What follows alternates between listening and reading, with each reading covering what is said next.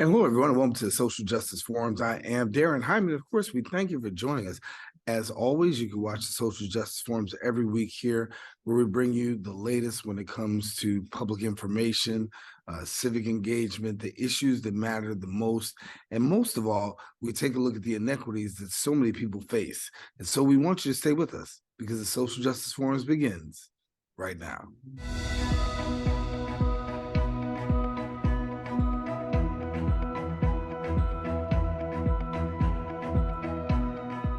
And we welcome you back to the show. The Little Flower Children and Family Services of New York is an organization that's committed to improving the lives and well-being of children, as well as families and people with developmental disabilities across New York City so they can reach their full potential. Now, the organization's DEIB committee is an intentional space for breaking the cycle of systemic and structural marginalization through respecting individual differences, affirming lived experiences, and impacting change within the communities. Joining me now, we are pleased to have the Manager of Diversity, Equity, and Inclusion and Belonging at Little Flower Children and Family Services of New York. We've got Nicky Hylton-Patterson with us, and we want to thank you, Nicky, for being with us. Thank you for having me. Thank you, brother. Yeah, it's great to have you. Great to have a conversation because when we talk a lot about social justice, one of the things that we can say is that diversity, equity, inclusion, right? These are all critical if social justice is ever going to take place, particularly in the workplace. And so from your perspective, how do you equate both, diversity, equity, inclusion, and social justice? Oh my gosh, and you can't talk about that without talking about capitalism, right? But I won't do too much capitalism education today. But what you're talking about is equity at its root, at the beginning, right? And so you mentioned just starting the lived experience and understanding that lived experience, in order to recognize and honor lived experience, because that's what diversity, equity, and inclusion is all about, recognizing and honoring the lived experience of the minoritized, right? In every space, and especially in the workplace. Right. And so what we're talking about is making sure that needs are met at every level, even though you're in the workplace. Right. It means recognizing and honoring and bringing in and welcoming your authentic self with all of your baggage. You understand? And what you're going to do about that? Are you going to leave the same way? In the Black church, it always talk about if you come and leave the same way, then you're in the wrong church. You understand? So it's the same way that the work that we're doing in terms of systemic racism and structural oppression in the workplace is attending to all of the needs of the employee. What that means is negotiating salaries. That's about equity, right? Negotiating safe space to make sure that bodies belong and feel that they belong. That's about equity, right? And for me, diversity and inclusion is a bridge to belonging. When your needs are met, you can now say that you feel like you belong because you're recognized and you're honored. And so it's a big fluffy way of answering what you said, but I'm answering the question, but I hope I answered the question. Absolutely, you did. And so for you, working at Little Flower, talk to us about the work that goes on at Little Flower, because I know there's programs that really deal particularly in these areas, but talk to us about Little Flower. Little Flower. When I just started at Little Flower, and so some of what I'm going to be saying is pretty formulaic and can be retrieved from the website. But so forgive me, and forgive me, your listeners as well. But at Little Flower, we provide foster care services, health and mental health care, residential treatment, and both day and residential services for adults with developmental disabilities. So we work across the gamut. We are an affiliated organization with St. John Residence for Boys. It's a juvenile justice institution where we work with youth ages from in Rockaway Park, Queens, where we work with youth to prepare them for transition back, either back to their families or into the communities.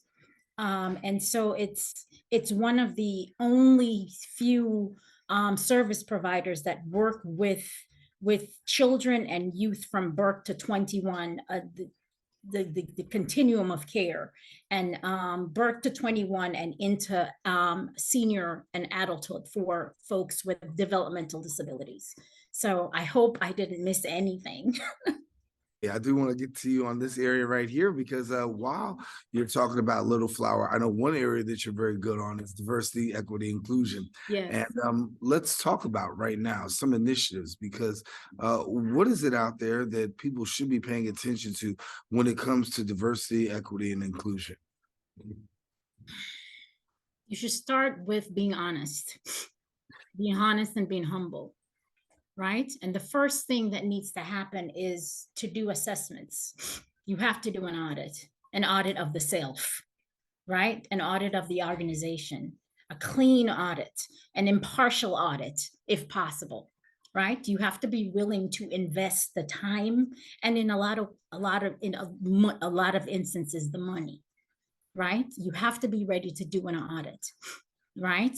After the audit, you have to be ready to come together and recognize the opportunities, the strengths and the weaknesses that the organization presents, right? And in a lot of times, what we're seeing across the board in human services is that, especially in leadership, they don't look Black and brown, many of them, right?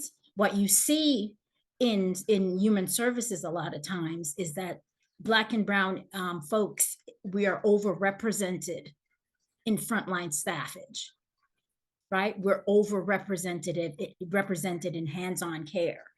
And so our customer facing work.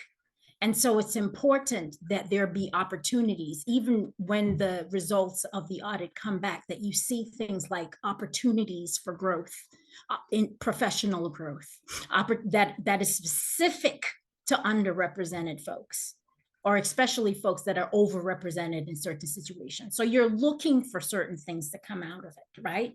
You're looking for commitment, especially if you have boards or trustees.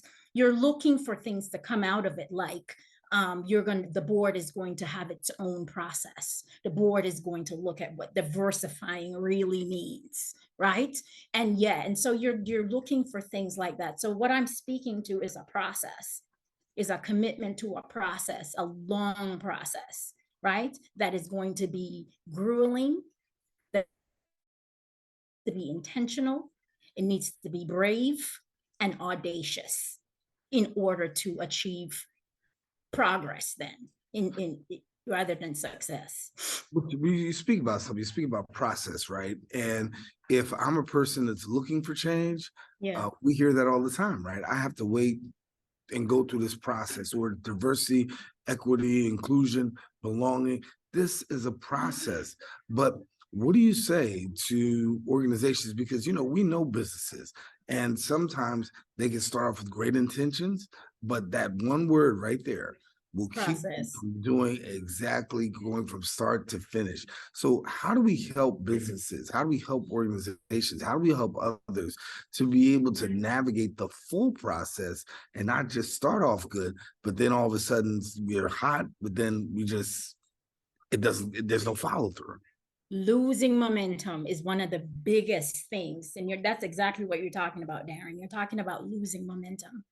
Start great, but then, and that's what when I mentioned investment, intentional investment, you have to bring out the money. You have to find it.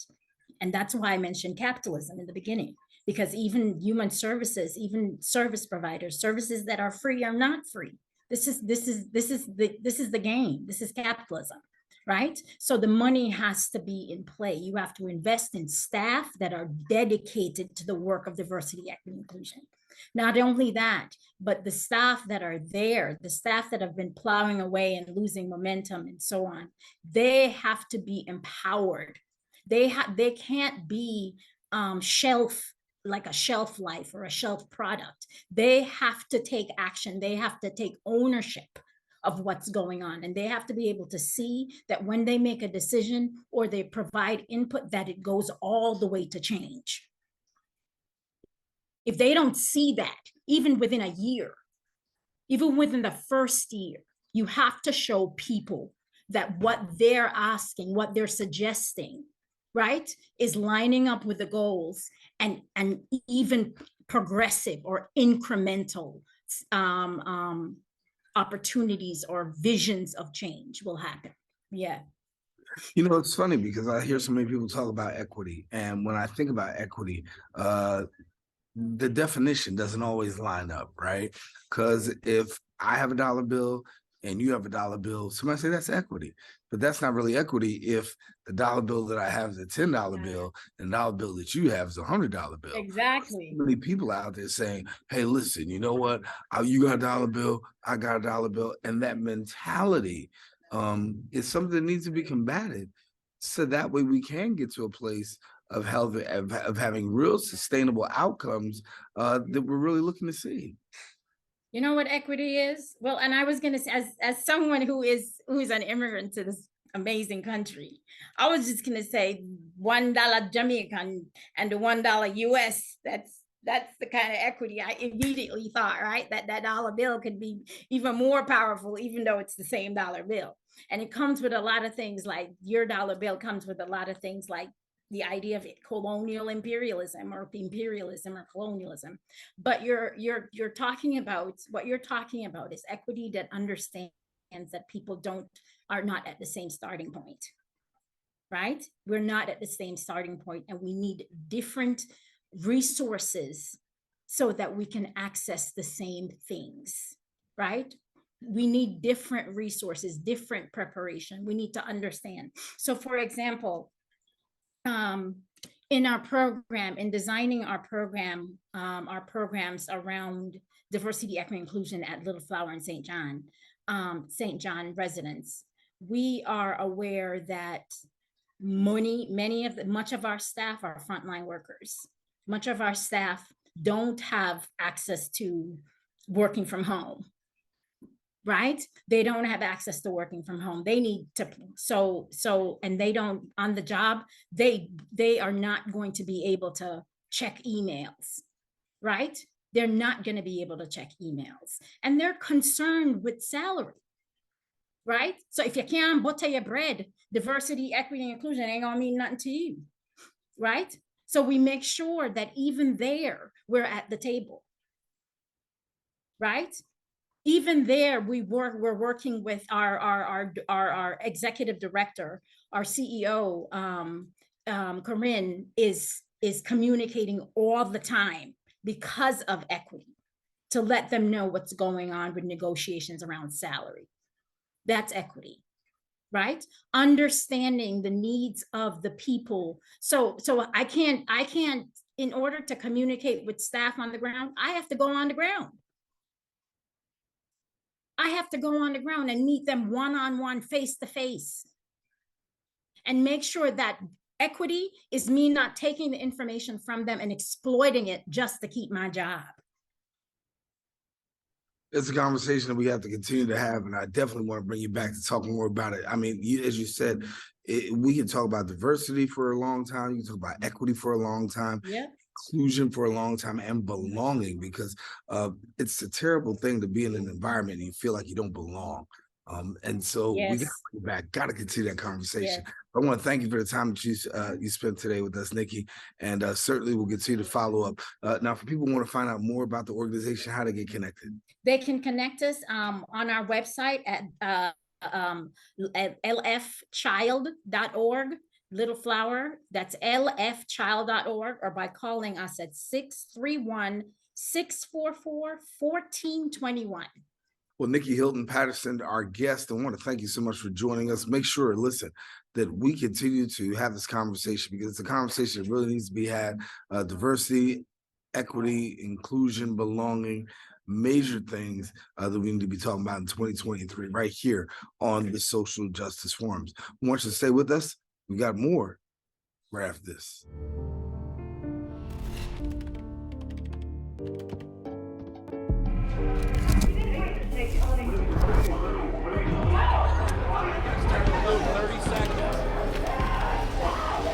I'm an ex-drug dealer, and I'll be your sub today. Can you see anything different as a pill? No. You don't know? Fentanyl is being mixed into everything now. There's only one thing that will save somebody's life. That is naloxone nasal spray. Fentanyl, it's cheap, it's potent, and it's profitable. Why would drug dealers put a lethal dose of fentanyl in drugs if they know it's so harmful? Really just all about the money. I just didn't realize that one pill could change your whole life. More kids should know.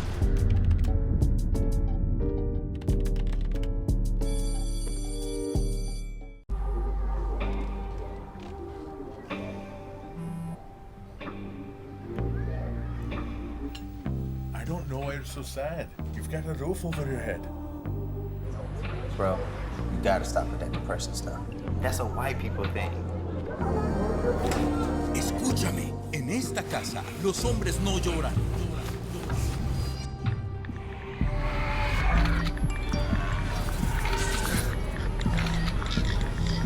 You all right? It just feels like it's coming from everywhere. Do you want to talk about it? Thanks for hearing me out, bro. Appreciate it. You can talk to me if you're feeling sad. Whenever you need to talk, I'm here, okay?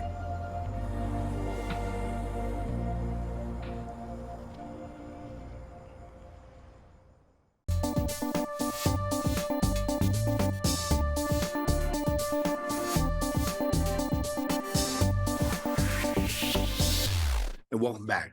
The Hip Hop Caucus's mission is to use the power of cultural expression to empower communities who are first and worst impacted by injustice.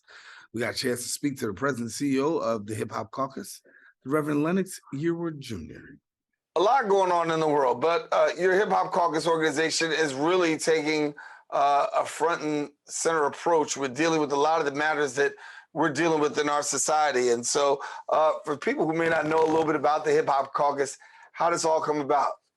Yeah, well, this year we turned 18, so we're old enough to vote, I guess, ourselves. We've been getting out to vote for all these years. Well, this year, it's an amazing time. That's one of the key issues for us. Hip Hop Caucus was created back in 2004. It was the gathering of a number of hip hop organizations at the time. It was Diddy, who I worked with Citizen Change, doing Vote or Die. Jay-Z had Voice Your Choice. We had Hip Hop Summit Action Network doing hip hop summits all around. We had the Hip Hop Political Convention. All these groups were working in 2003 and 2004. And it was clear that we needed to bring together an entity that could really push our policy agenda. In essence, how we can use our cultural expression to shape our political experience. And so there you go. Hip Hop Caucus was started back in 2004. And we've been going strong ever since. I mean, there's been a number of things over these past 18 years that have shaped us, clearly from the issue of criminal justice, human rights, environmental justice, democracy, gender justice, on and on and on, that have really crystallized this organization for this moment at this time. Yeah, and when we talk about hip hop, I mean, obviously, most people will pay attention to the music, but some people lose the fact that a lot of political engagement happens through the hip hop community. Give me a little bit about that. Well, there's two parts to that. One, on the cultural side, obviously there's an amazing part of using the lyrics. So the artists themselves, or those who are doing graffiti or dance or poetry, however, all the renditions of hip hop are using the politics to create change. And we know this particularly from the creation of hip hop. It's created through the Bronx. I mean, it is literally through the Bronx Causeway that is built up through transportation justice. And in that injustice, that literally divides the Bronx. And when that happens, literally people begin to speak out, and hip hop is created in that moment. And so literally through the building of highways and byways is one of the main factors that contributes to the essence of hip hop. But since that time, And since we've used lyrics and art and dance and fashion, clearly just one of the great things about politics is audience building. You got to build an audience to get out the vote or to, make change happen. And so hip hop is one of the most amazing, powerful audience builders you can imagine. You take an artist and you take some music and man, you got a crowd. And so we use that to then educate our community to create change. Yeah.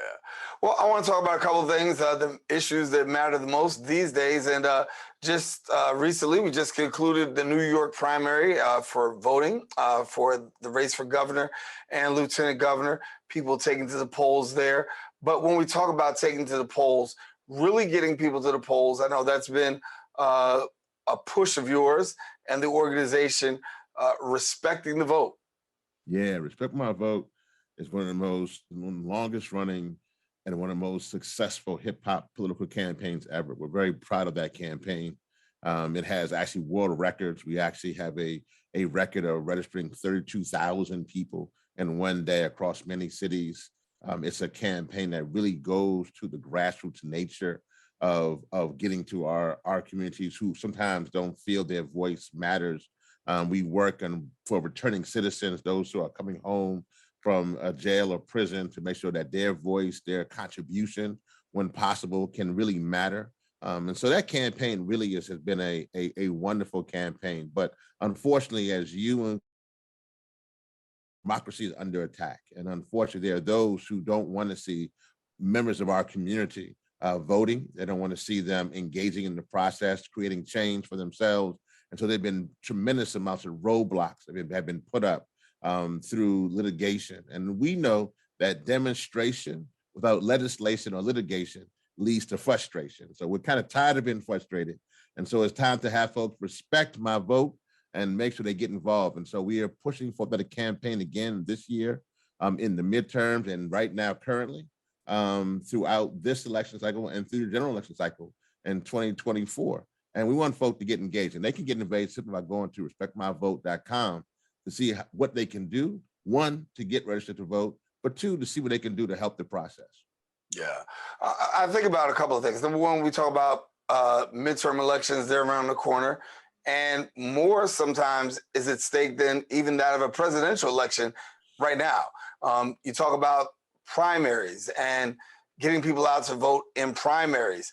Very important. As a matter of fact, the main reason that we see AOC in office is because she was able to unseat Joe Crowley during a primary. So when you look at really getting people out to vote, particularly as we approach the midterms, what's the sentiment that you're getting from people on the street? Are they hungry to get to the polls, or are they still saying, yeah, just wait till it's the president? Well, I think people are hungry for justice. Mm-hmm. They want that. They're hungry for justice. They're tired of seeing their schools not be up to snuff. They're tired of when they go out to the bus not running on time. They're tired of being situations where they don't have enough money and they don't have a living wage. And so I think people just want justice. And they realize that the way to do that is by shaping policy. They understand that either you shape policy or policy shapes you. And so I think that they're looking to shape policy. And so I think that with that, the only way you can shape policy is through the electoral process, and that's through elections. And so they're looking for people to get in these positions to speak for them. Too many times in the past, though, they voted for people and they got in office and they don't respond. And so I think what you're now seeing, particularly in that election of AOC and others, they're looking simply for people to speak for them, who will have the courage to not to get in these positions to just kind of fall back, but to fall forward. To ensure that their voice is heard. Reverend Lennox, you were junior president and CEO of the Hip Hop Caucus, and got him here talking about the issues that matter, and that's social justice, and we're talking about that right there. When I bring up the word social justice, what does that mean to you? Well, for me, it means that people can breathe. It means that we have clean air and clean water. It means that before people can vote. It means that our life expectancy is longer, that my mama, my daddy, my grandma, my grandpa, they're not dying young, they're not dying in their 50s or 60s, but they're dying into the age they should. It means to me simply that we have the justice in our community, that our zip code doesn't determine our demise. And so that's what it means. And so I think for us at the Hip Hop Caucus, we're fighting hard for that. This is not a game. Unfortunately, there are those who want to roll back many of those hard fought games and that we heard about that were on black and white TV. But now that we're in color, we want the games to go into black and white. We want the games to stay in color. So, you know, for me, social justice is literally about us ensuring that we have life, liberty, and the pursuit of happiness. Yeah. I want to talk about your hat for a minute. I know that climate change is huge and on your agenda as well. Speak to us about climate change and your hat. Yeah, for young people, for many of them, they are dealing with the issue of climate change. For them, it's very important. And so it's important for us at Hip Hop Caucus.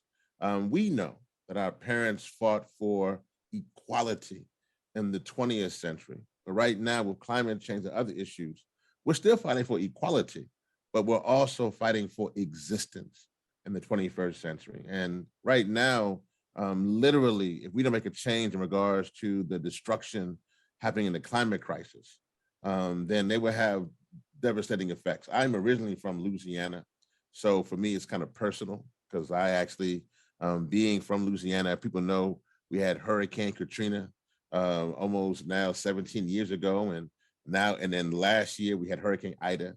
So it means a lot to me. I've seen many of my friends and family who've lost their lives or lost everything because of climate change and climate destruction. So I think we're rising up, but also for our neighborhoods like in the Bronx or Queens or throughout this country, we're dealing with lead poisoning.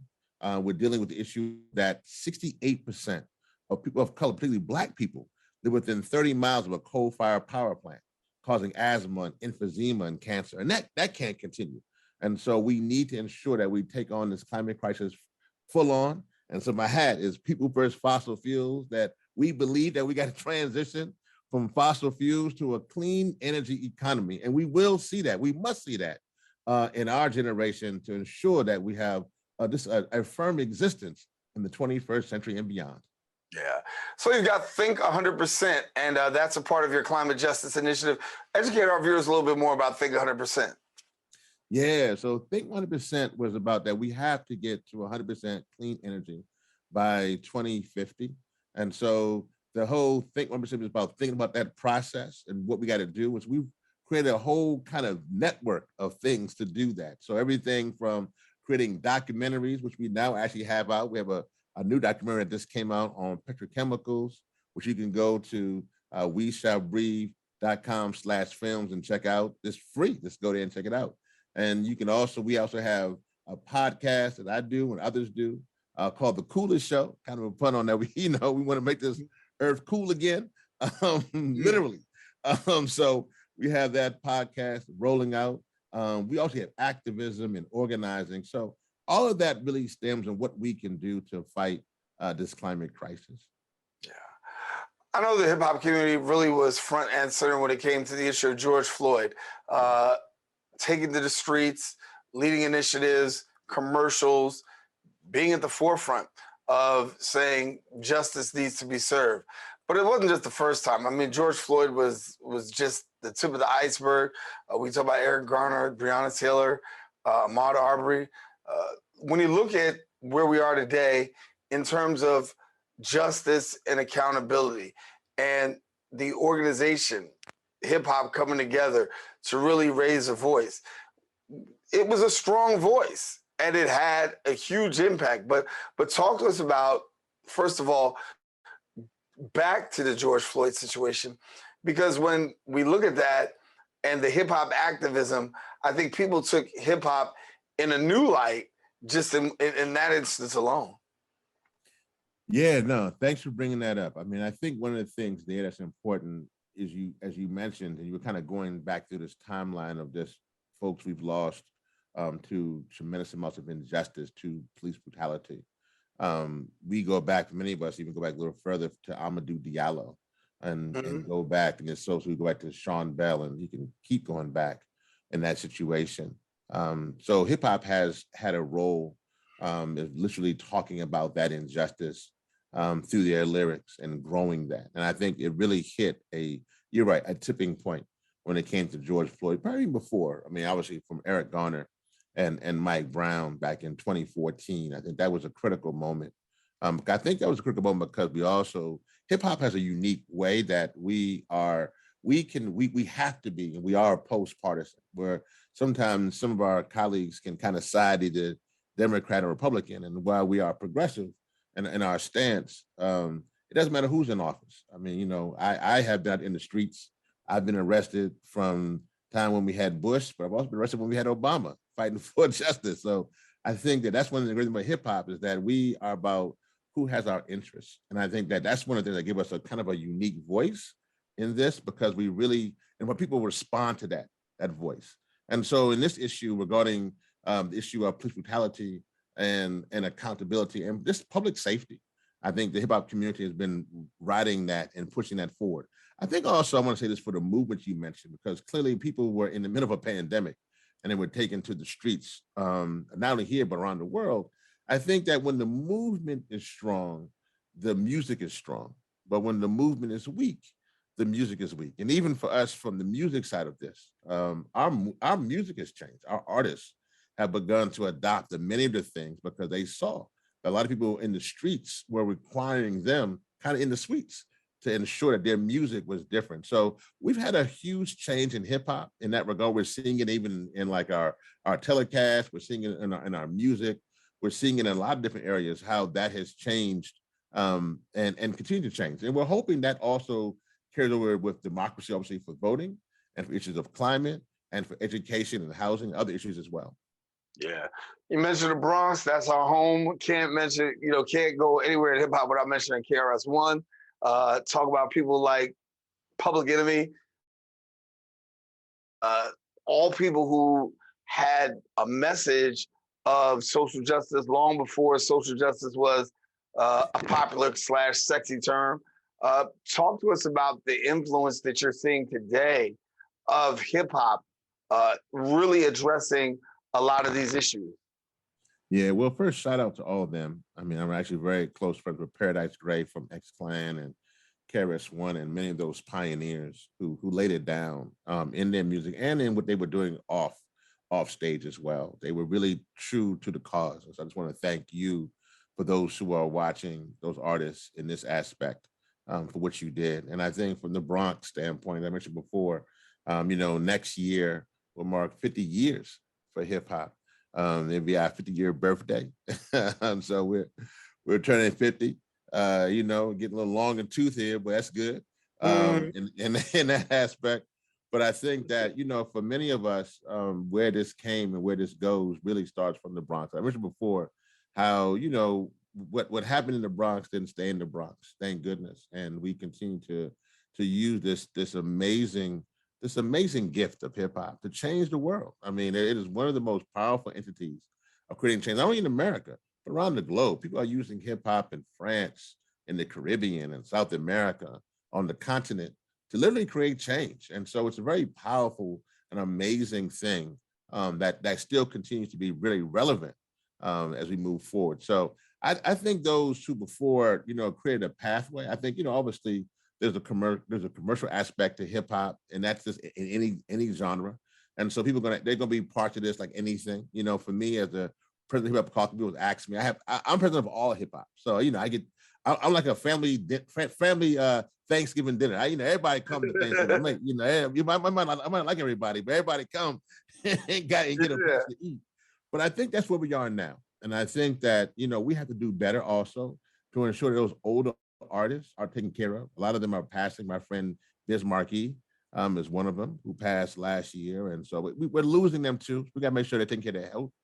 Is a key part of this, but no, the history of hip hop is steeped in justice and activism.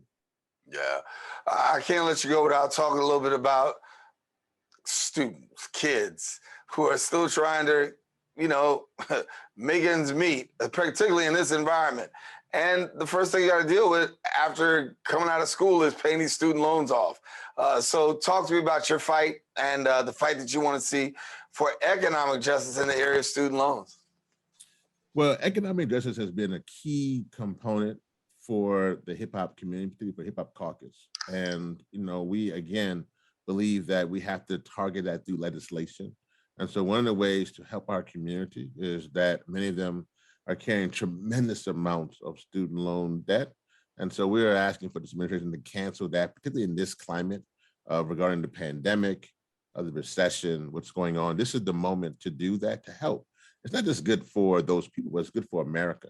And so we're hoping that that will take place, that we're pushing for a full, we're getting bits and pieces here of cancellation of student debt in different areas, but we want a full cancellation of student debt to roll things back, to help this country get back on its feet. It's good for America. It's good for everybody, no matter where you are, Republican, Democrat, Independent, it would be good for everyone. But more importantly, that we're looking for economic justice as well. I think we also really have to teach financial literacy, that a lot of folks in our community don't understand how that works, weren't trained how the stock exchange work, weren't trained how to do their bank accounts, weren't trained how to do those simple things. So we are taking that role on as well to ensure that we're training our community on how to be financially literate. And then also ensuring that those entities that actually, that were benefited from George Floyd. So a lot of our Black banks, for instance, received a lot of money during the George Floyd situation. And so we want them to begin to return that back to the community. So we're talking with a number of Black banks, and we have a Black bank initiative, working with them as well to help train up our community and return investments and do loans, people get their houses and all that kind of stuff in this market. So a lot is going on in that aspect, but you can find out everything you want to find out on that. Just go to hiphopcaucus.org and you can find out about our economic justice, our climate justice, our democracy, our gender justice. You can get everything right there. Even you can get some music. You can go online and we got music for you too. So go to hiphopcaucus.org and you get everything right there. Well, Reverend Lennox Yearwood Jr., we got to leave it there. President and CEO of the Hip Hop Caucus. Thank you, my brother, for taking the time. Got to come hang out with us again. Most definitely. Well, we got to take a quick break. We'll be back with more right after this. Every day, thousands of kids start vaping. And I can't let this happen to my kid. Of course, it's awkward to talk to your kids about the dangers of vaping. Hey, bestie, how's sketches? Ready? It's hard to get their attention. Ready? Go. Yes, look at that. You even turn yours over. So if you want to talk to your kids about the dangers of vaping, you have to get it trending. Right, Backpack Kid? Let's do it. First, invite your kid to do the vape talk. Let's try this. All right. Why is he here? Yeah, I gotta get it trending, honey. Come on. To the left. To the right.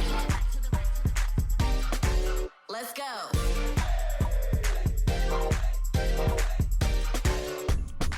Oh, honey, can we talk? Yeah, what's up?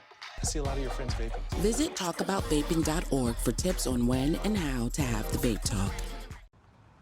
Even though we didn't grow up together, he's my favorite brother. Hey, sis. I'm the baby of the family, and he's the gentle giant. What you know about Port Georgia? Man, please, that's a classic. You know when they say people are a rare breed? Yeah, he's that. I'm sorry, I'll be back in a few hours. Don't worry, Shug, you know I'm for you. I know. Go get the football. That was my favorite memory. He was always for ya. This is a true story of me, Bridget Floyd, and this guy, George Perry Floyd Jr., my big brother.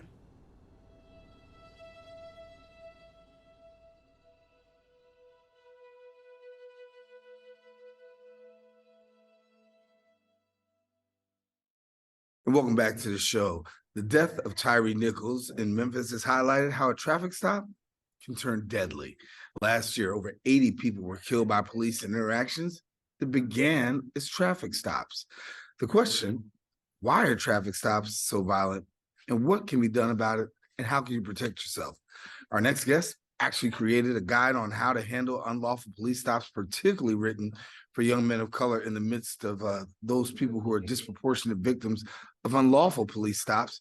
Joining us now is the author of the book, Cardiac Arrest, and brother, we haven't seen him in a minute, but glad to have him back, Royce Russell. And Royce, good to have you back, bro. Thank you for having me. You know, this subject matter is, near and dear to my heart because as a person of color, walking in the streets of America, I just think we need to have tools at our side and be able to empower ourselves when we're confronted and we have a negative confrontation, which really comes in the form of an unlawful police stop. How do we manage that? How do we survive that? And it's up to us to empower ourselves, not leave it to someone else. And that is critical in this analysis. Talk to me about the video. Most of America has now seen it. Your thoughts when watching the video of Tyre Nichols? Well, a couple of things. One, as I reiterate in Cardiac Arrest, a tactical guide on how to handle unlawful police stops, what I realize is the saying that I say, or the motto that I say throughout the book: police are people too. Right? And there's a backdrop to the story. There's some information that's out there that says that there might have been a relationship between the two parties. Clearly, these police officers were not in their right mental state. You know, as we speak about cardiac arrest and the type of police officers that you may come across that entertain illegal stops, you usually have quota cops, you usually have prejudice cops, you have power cops, and you have classes.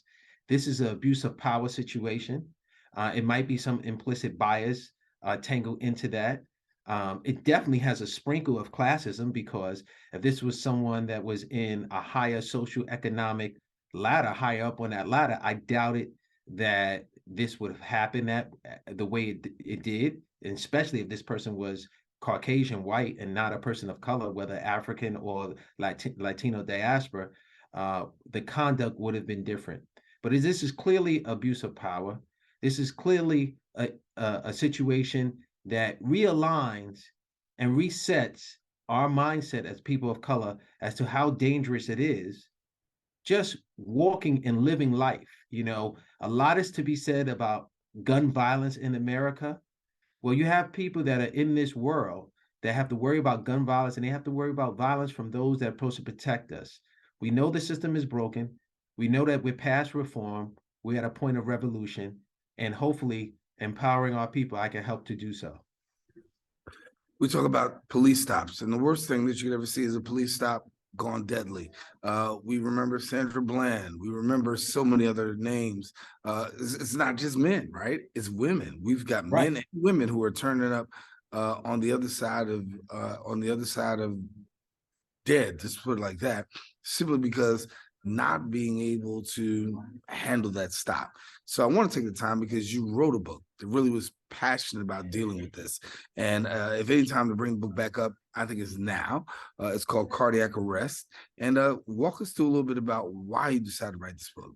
First, let me just say one thing. In the wakes of what we've seen in the news and the wrongful death of Miss Nichols, I don't know if there's anything that in cardiac arrest would have prevented that. I want to make that clear, right?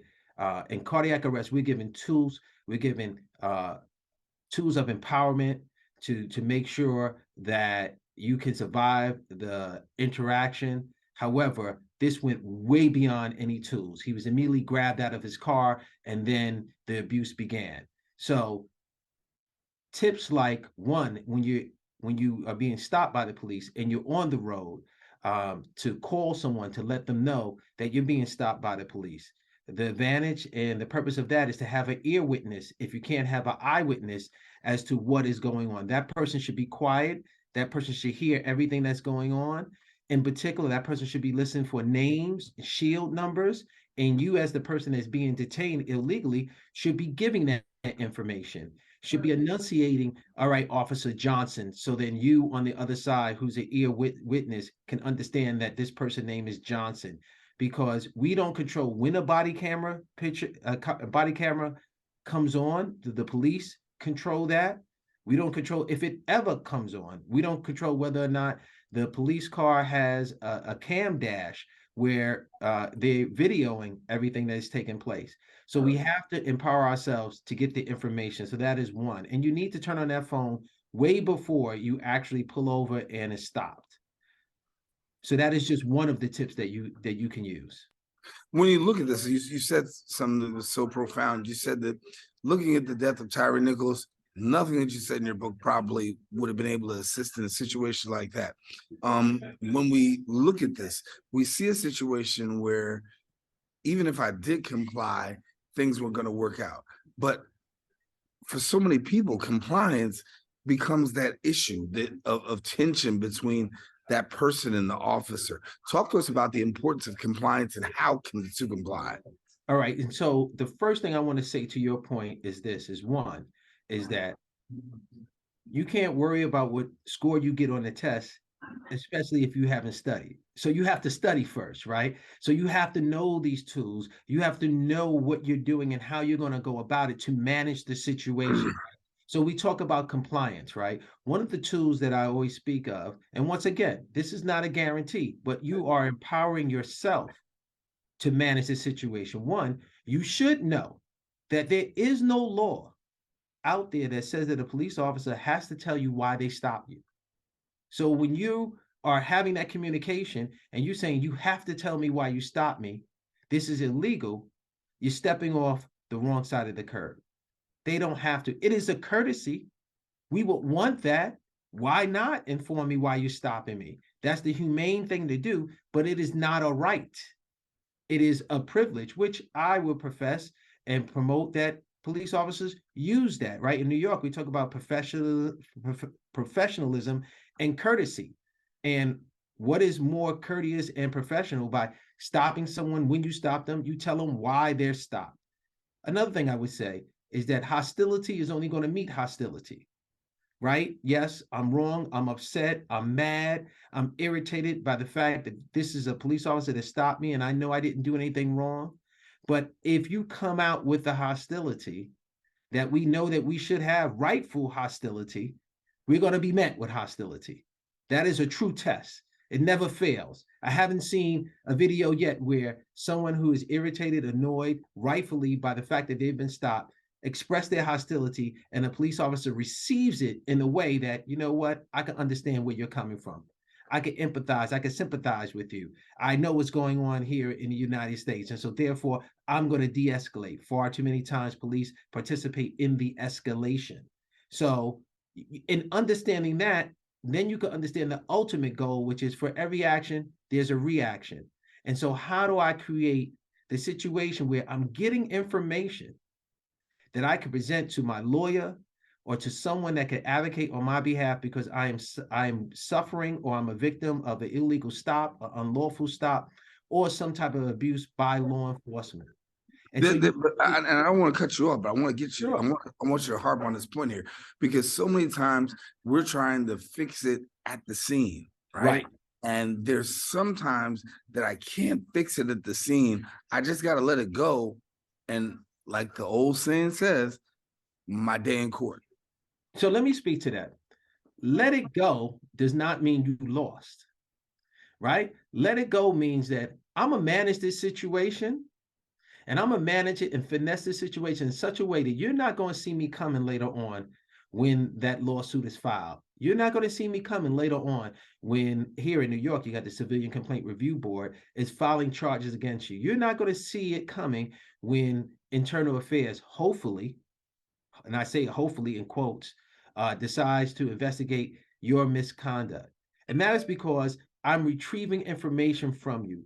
I am doing things that I'm giving you an opportunity to stop the madness, because it is madness when you're victimized of it, having raised my hand, been a victim of it, right? It is madness. I'm giving you those data points to stop you from yourself, right? I'm giving you knowledge that you should recollect or collect yourself and start all over, right? Yes, I'm asking you why you're stopping me. You don't have to give me that answer. We move on to the next thing.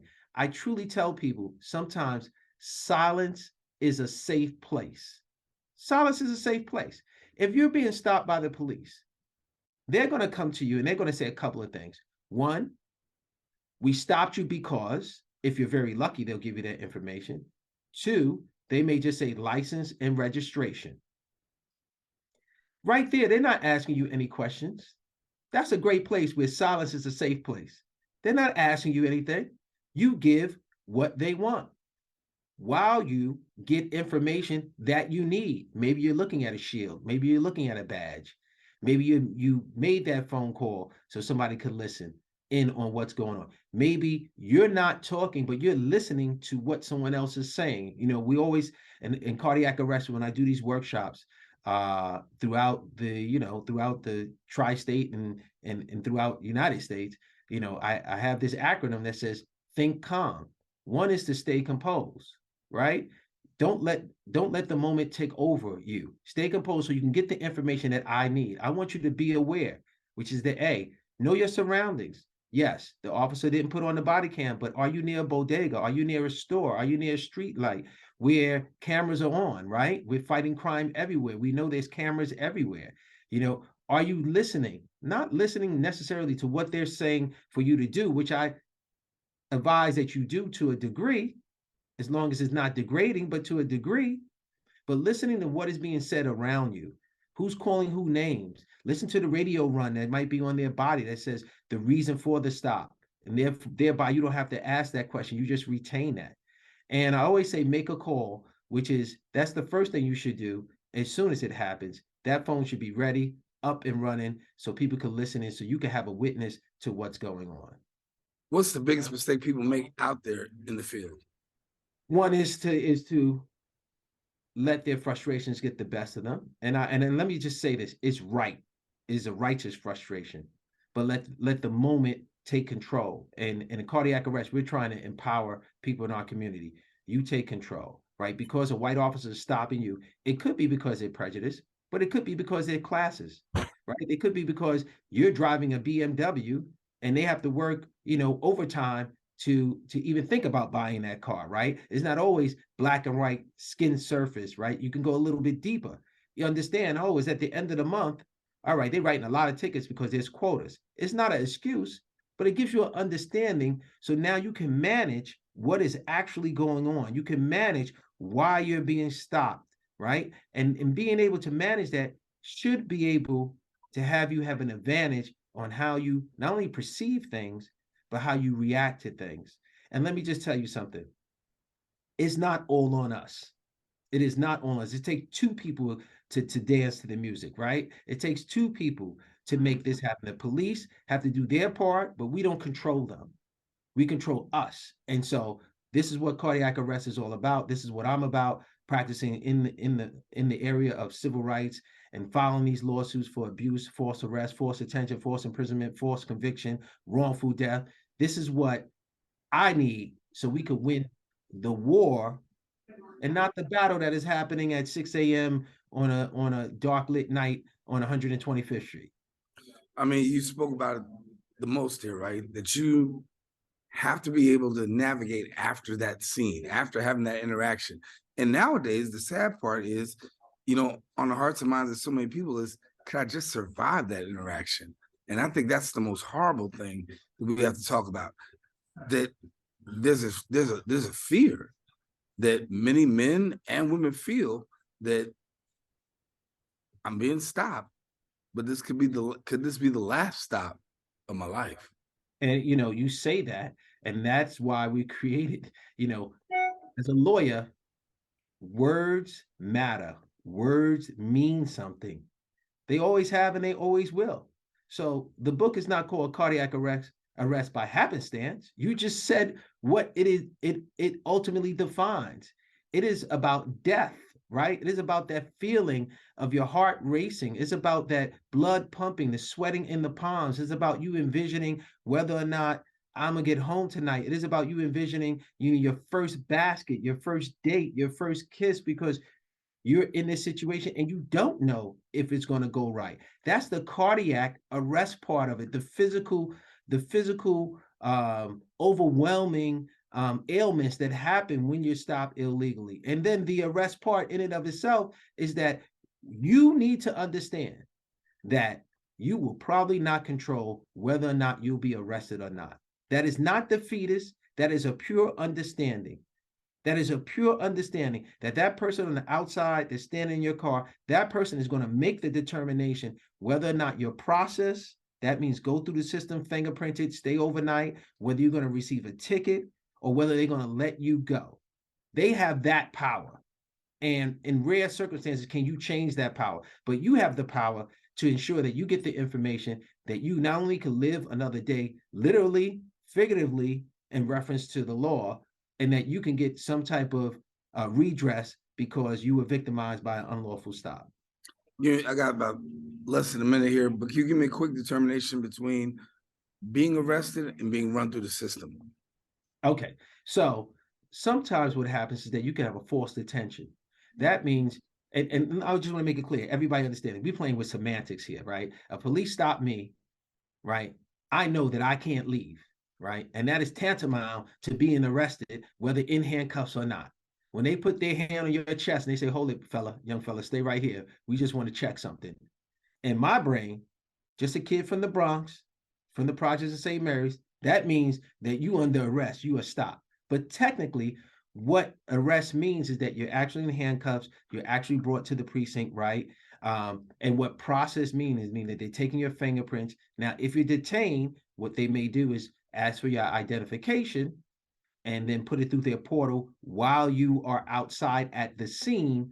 That to them is technically not an arrest. To me, if my liberty is halted, if my liberty is stopped, then you are arresting me, whether you put the handcuffs on me literally versus figuratively, which you're saying is don't leave because you can't leave. And when you ask, can you leave? You're told, hold on 1 minute. And then we have a problem. And that speaks to one of the things that kind of slides its way into this conversation. We talk about having identification on you, right? And we talk about leaving the house with it. And there are times that sometimes you will leave the house without it. It happens. It happened to me the other day. I wound up leaving my wallet in another jacket as I was driving. But I tell everyone, take a picture of your identification. Rarely do you leave your wallet and your phone at home.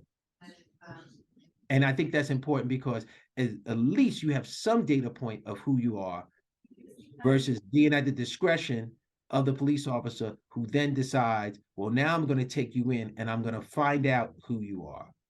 Yeah. Well, Royce, we got to leave it there, man. Thank you so much for joining us. I really appreciate the conversation, much needed. And it really gives us some context, especially not in the case pretty much with Tyre Nichols, because as you said, I don't think anything that you train, that you teach, that we know to do would have prevented what these jerks wanted to do. And the jerks real nice for television. But I got to keep my job, so I'm not gonna like I need to say. But thank you for joining us, brother. And I appreciate you having me. And because I want to keep on coming back, I'm not going to say the words that you want to say. Yeah, we just going to think it. We're going to think it and we know it, right? That's right. That's right. Peace and blessings. Thank you for having me. Peace and blessings. Royce Russell, our guest here. Listen, come to the end of our show today. Hope that you enjoyed it.